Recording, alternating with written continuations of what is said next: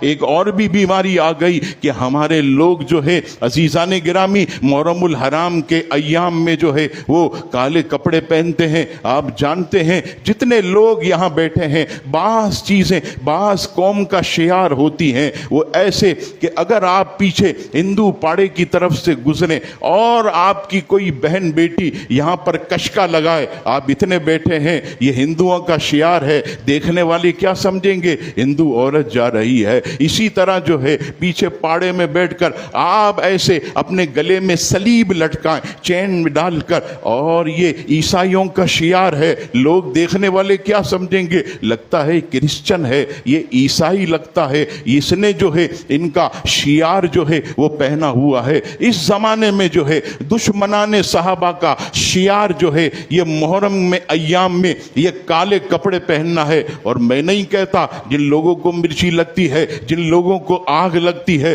وہ سلگ جاتے ہیں, ارے میں نہیں کہتا, سنیوں کا امام کہتا ہے. کون سا امام؟ کہ جس نے دڑلے سے کہا کہ تیری نسل پاک میں ہے بچہ بچہ نور کا, تو ہے عین نور, تیرا سب گھرانہ نور کا. ان کا شعر تو مزے سے پڑھتے ہو, ان کا فتویٰ بھول جاتے ہو. فتاوی رضویہ میں لکھا پورا حوالہ موجود ہے. آپ فرماتے سنیو خبردار, محرم کے 10 دنوں میں کالے کپڑے پہننا رافضیوں کا طریقہ ہے.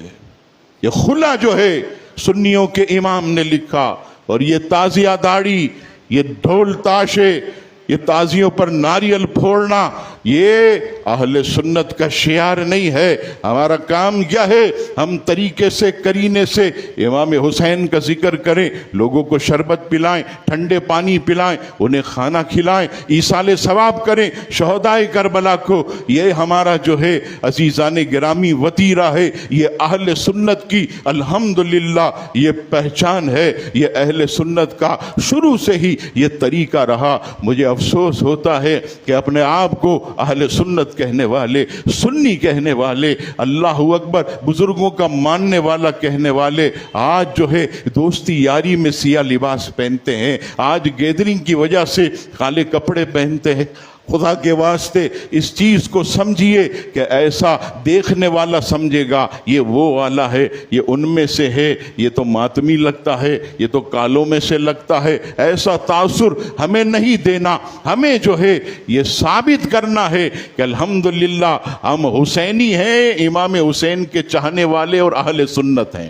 ہم جو ہے اہل سنت ہیں. اگر کسی کو میری بات بری لگے تو وہ 2 تندور کی روٹی کھا لے. عزیزان گرامی میرا کوئی مسئلہ نہیں, ہم تو جو ہے پہلے بھی حق بیان کرتے تھے, آج بھی حق بیان کر رہے ہیں اور کرتے رہیں گے, کیونکہ ہمارے لوگوں کی اصلاح مطلوب ہے, ہمارے لوگوں کو سمجھانا یہ ہماری ذمہ داری ہے. ہم اگر انہیں نہیں سمجھائیں گے تو کون سمجھائے گا؟ یہ چبا چبا کے بولنا اگر خطیب بھی یہ کرتا رہے, امام بھی یہ کرتا رہے, تو قوم کی اصلاح کون کرے گا؟ کوئی تو ایسا ہو جو کھل کر بات کرے اور لوگوں کو سمجھائے, تاکہ ہماری قوم جو ہے ان کے فتنوں سے بچے, ہماری قوم جو ہے ایسے خرافات سے بچے اور حق کی طرف جو ہے وہ راغب ہو.